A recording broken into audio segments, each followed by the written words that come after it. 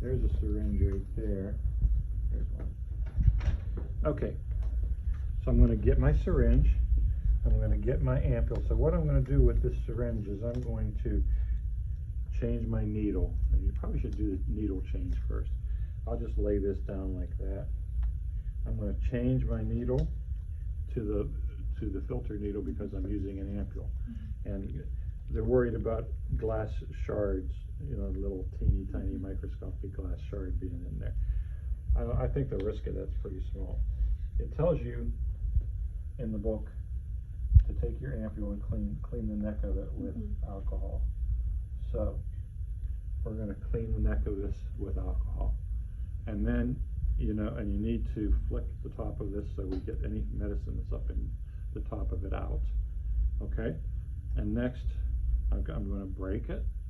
And usually you keep your alcohol wipe there when you break it. And so you break it away from you, not like in your face. So I don't usually look when I break it. And this one won't break. You have to be careful that you don't break the valve and cut your finger. Oh my God. That must be why I was still sitting there. I was getting nervous that it was going to break on me, because I was pushing pretty hard there. So I'm going to clean the top of this one, and I'm going to see if it's just me that has no strength or if it's that glass ampule. So that one broke. Okay. There you go. I can dispose of this in the sharps container. And now I'm going to take my needle and I'm going to draw it up. Now,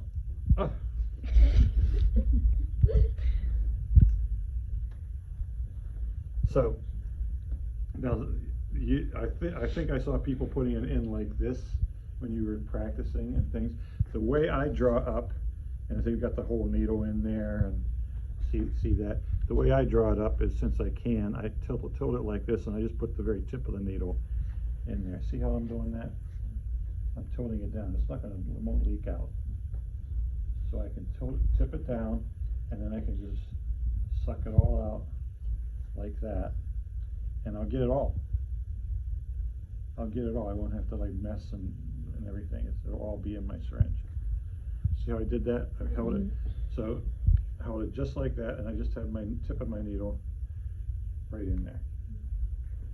Can everybody see that? That's how I'm doing it. So I don't want to do it like this or like this, or I'm just holding it just like that. That's the way. And now I've got an air bubble that got in there. So I want to get my air bubble out. Throw that away. Okay, so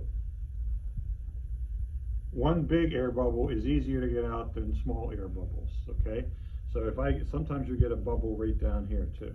Usually they don't matter because usually they're small and they're not going to make it. They're not going to clear the needle. So it'll be the last thing to go in, and it won't matter. If you would inject this air into the patient right now like that, it wouldn't hurt them.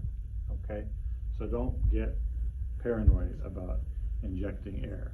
Even if you would happen to inject it into a vein, that little bit of air wouldn't hurt them.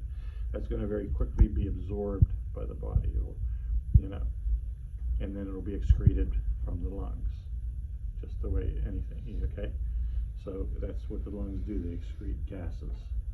So one big bubble is easier than little bubbles. So I'm going to make a big bubble, and then I'm going to push it up like this, and I'm going to wait until I see about a drop coming out of there. Okay, and then I'm going to switch my needle back. I'm going to take off the blunt needle. I'm going to switch back to this needle. In real life, I might not do that. I might get another new needle, but depending. I just might worry about that not being sterile now. So I want to make sure that needle cap has to be sterile when it screws on. But you always want to make sure this is tight. And remember, anytime you take a syringe out of a package, tighten it. Because if they're loose, what's going to happen when you drop your medicine, you're going to get a big bunch of air in there because it's going to suck in air from right there. And when you give the shot, it's not going to go into the patient. It's going to squirt out the sides of the syringe if it's not in there right. So it's just a habit I have. I think every nurse probably does the same thing. Because 1 in 25 is going to be loose. You know, So get the habit of tightening it. Most of the time they'll be on okay, but every once in a while you're going to get a loose needle, so tighten it up. Okay, so now I'm there, and now I want to go to now, you know what, vastus lateralis is good. I've given a few shots in there. Usually, well, sometimes because you can't go anywhere else. Usually if I'm going to give a shot, if it's less than 1 milliliter, I can think about giving it in the deltoid. But I prefer not to for most shots, unless somebody has a big deltoid, And you'll get some guys sometimes that have some developed muscles where the deltoid's a lot bigger. I mean, you guys, I'm looking at you, and deltoids are not very big, so I don't want to go with any too much. So now I'm going to go and I'm going to draw my line. I'm going to draw a horizontal line here, straight across from there, and I'm going to draw a vertical line here. Okay? If I was looking at the other side, I would draw the line over here and over here. So my cross has to be all on one side. Okay? And now I can't go here, here, or here. I got to go the upper outer quadrant. So I want to give it up here in the hip. Now, if you use your brains, you can see where several hundred people have already poked the needles in there, and you think maybe that's the right spot, right? So, but I'm going to ask you how you knew that was the right spot. So you're going to tell me how you do that. And if I draw my cross right now, you can see that is exactly the right spot. That's exactly where I want to be. And why? Because I don't want to put the needle in the sciatic nerve, right? Why would you choose the dorsalis rather than the... This is the way I was taught when I went to school, rather than this one. And then recently we were teaching this one, and now they're back to saying it can be either or now. So this is just easiest for me to find that upper outer quadrant is so easy. You can do it. You don't need to really, you can just look at it and draw your lines imaginarily. Yeah. Imaginarily, I made up a word. Can we choose which site to give it at? Unless I tell you. Oh, okay. Where I want you to give it, okay? And I probably will tell you this one. So, but in real life you can choose where you want to give it, but you should probably bargain with the patient, so they might not want it over here, they might not want it in their leg, So I'm going to clean right here with my alcohol wipe, and then usually at the end of the cleaning I'll give it a little push like that with my alcohol wipe. Why? To confuse the nerve endings, right? Confuse the nerve endings so we might not feel the needle going in. I'm going to then take my needle, I'm going to dart it in, I'm going to aspirate. I'm going to see bubbles because this is a sponge I'm aspirating from, not a person. But in a person you would not see that. I hope not to see blood. And then I'm going to inject my syringe, usually about a rate of something like that. And then when I take it out, I'm going to hold my alcohol right next to the needle, and I'm going to pull it out. If I don't, it hurts less if I hold the skin down. So I'm putting it right next to the needle and pulling it out. If I don't, then the skin's going to kind of tent up on the way. It's going to kind of get stuck, and that's going to make it hurt a little bit. So we don't have to use the Z-track method? Only if you have a medicine that has to have a Z-track method. Which have to have Z-track method. Well, it has to be something caustic. It should tell you what, but it'll be iron is the one that comes to mind for me. It's very irritating. It's very painful. So you want to Z-track it so it doesn't come back on you. Is it okay if we do the Z-track method? It is fine if you do the Z-track method. But you won't be able to really Z-track this because it's kind of tight. But you should say, I'm going to Z-track it. Okay. So, and just tell them that you're going to do it. There's nothing wrong with that. You can do it every time if you do, and that's probably not a bad idea. It's just that you don't have to, but it's probably not a bad idea to Z-track. Okay? Right. What else? How long does it usually take, the whole med pass? Well, it usually takes, depends on the person. It usually takes half an hour. Okay. I will say that. It could take 15 minutes. Okay? Now, after we're done with all that, now we gotta go to the MAR, and we have to document our medications, okay? Remember that? Mm-hmm. So if I just gave that in the Dorsal gluteal. dorsal gluteal, good. What's the dorsum? It's the back, right? So that's the one on the back, dorsal gluteal. Remember dorsum, okay? Or this is the Ventrogluteal. ventrogluteal, good. And the other one is the, Vastus lateralis. and the deltoid is, Deltoid. good. So here, I'm gonna record this, so I did gave the card exam, so I'm gonna put my initials on the top, right next to the 8 a.m.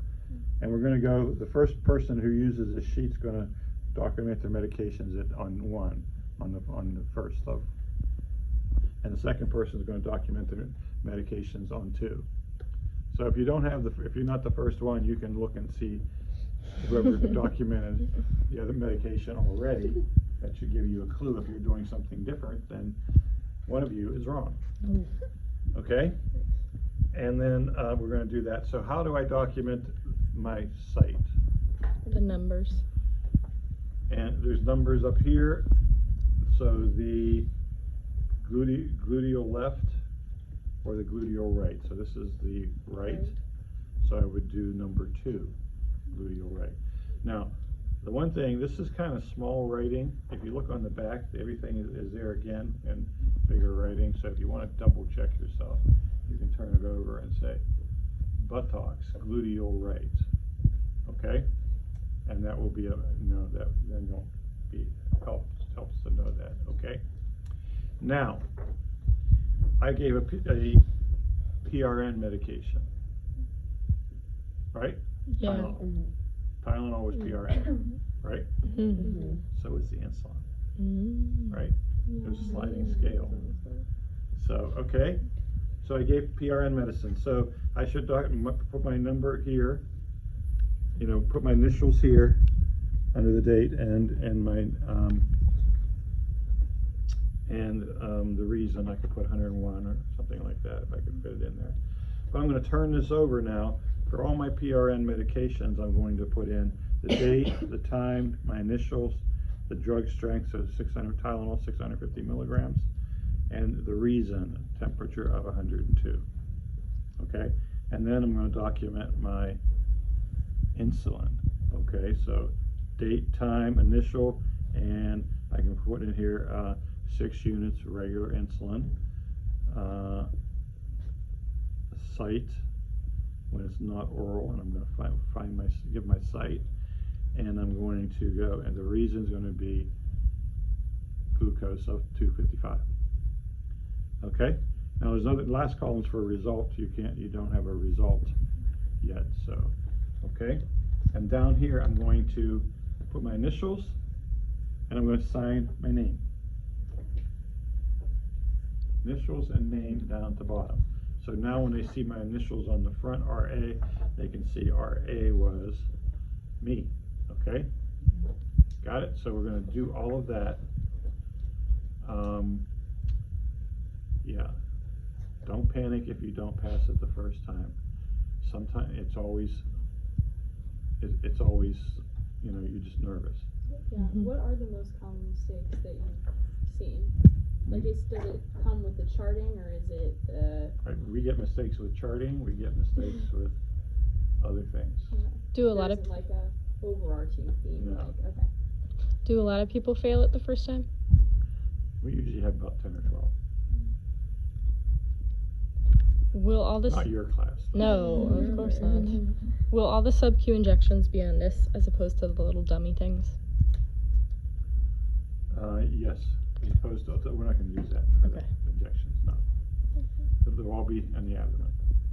Yes. If the medication is like as needed every 6 hours, should we just presume that it's been 6 hours since it was last given? Or would there be like other documentation saying when it was last given? Well, you should always look in real life to see when it was last given. Well, I meant for like the test tomorrow. Will it say like it was last given at midnight. If you catch it, it might say, because the person before you might have had the same person. So you say, if you would say, oh, look, they just had it, the instructor's gonna say, no, they didn't give it.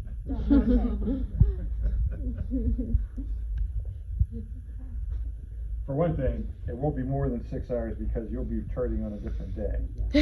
Okay? Okay. So we will be giving it tomorrow. Okay? Other question. Now, when you're all done, your instructor is going to fill in the sheet. Going to tell you whether you passed or didn't pass, and then you will be, free to leave, and you can go out and jump for joy. Okay? Hypothetically, if you were to fail, do you do the second attempt right there, or do you have to skip? No, you won't do it right there. You probably will have time to come back in the late afternoon if you want to do it that day. We'll also be here on Tuesday morning for anybody that needs to come back. This sheet right here, I missed just when you first come in, I'm going to ask you to write your name, print your name on the name spot on the sheet, and then give it to me.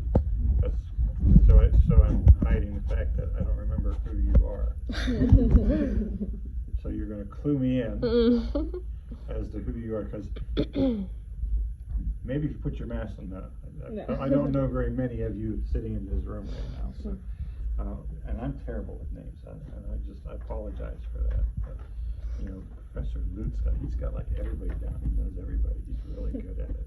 And our secretaries are usually really, really good at it. But I'm just horrible. I guess my mind's other places. I don't know. So what else? So we won't be crushing any medications? We won't be crushing any medications. Anything else? Well, We might ask you, how do you crush medications, and you could explain it to us. I mean, that's fair game. Okay. But we won't be crushing any medications. So then we won't be cutting any either. We won't be cutting any either. Okay? Got it.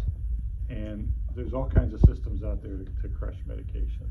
The best one I've seen is there's a little plastic bag that the pill drops into, and then you just have a crusher that just kind of comes down and really just hammers it, and then the powder just falls out of the plastic bag. To me, that's like the most sanitary one I've ever seen.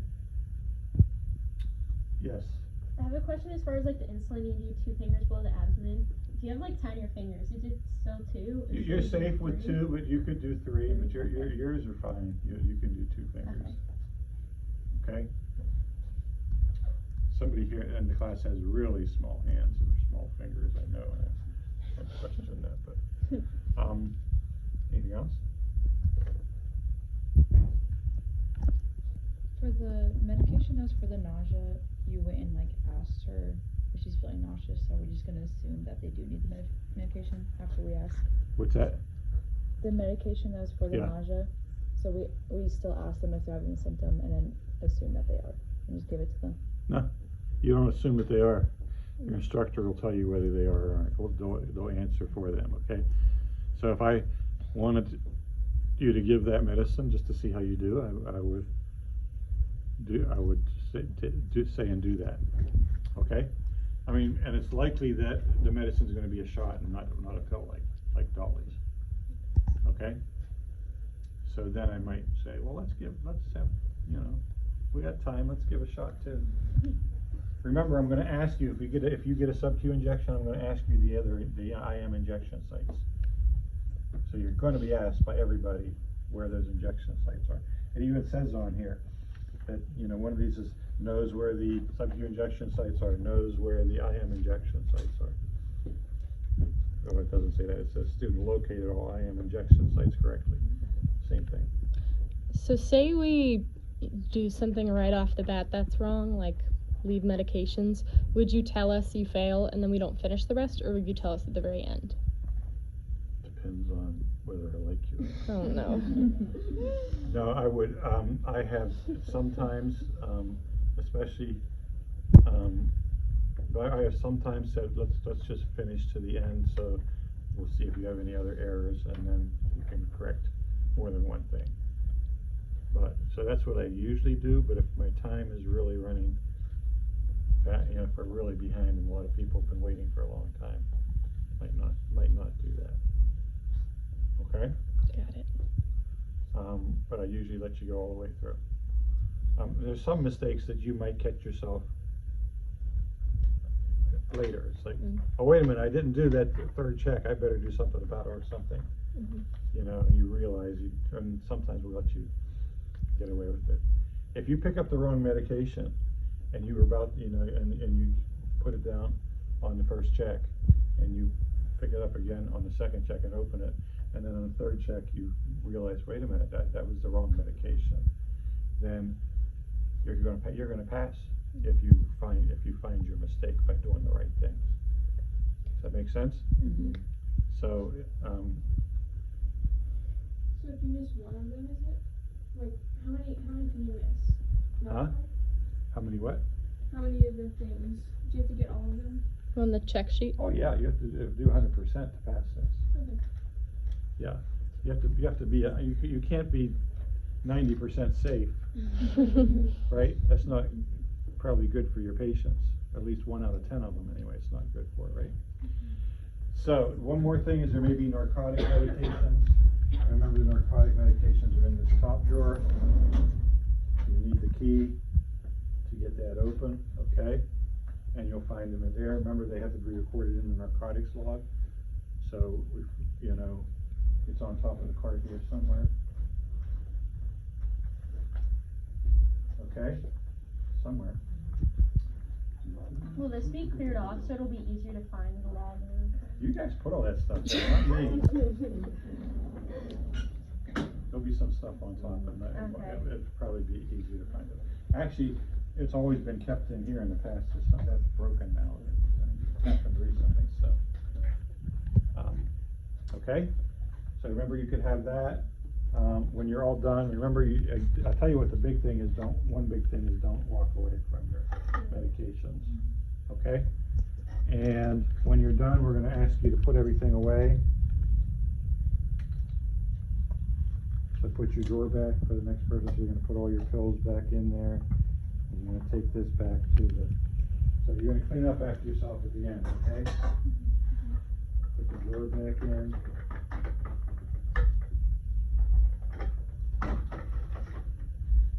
Can you remove all your medications from the drawer over there? That way you don't have to bring the drawer back, so it's not sitting out with medications? Because we're not going to do the drawers on this table.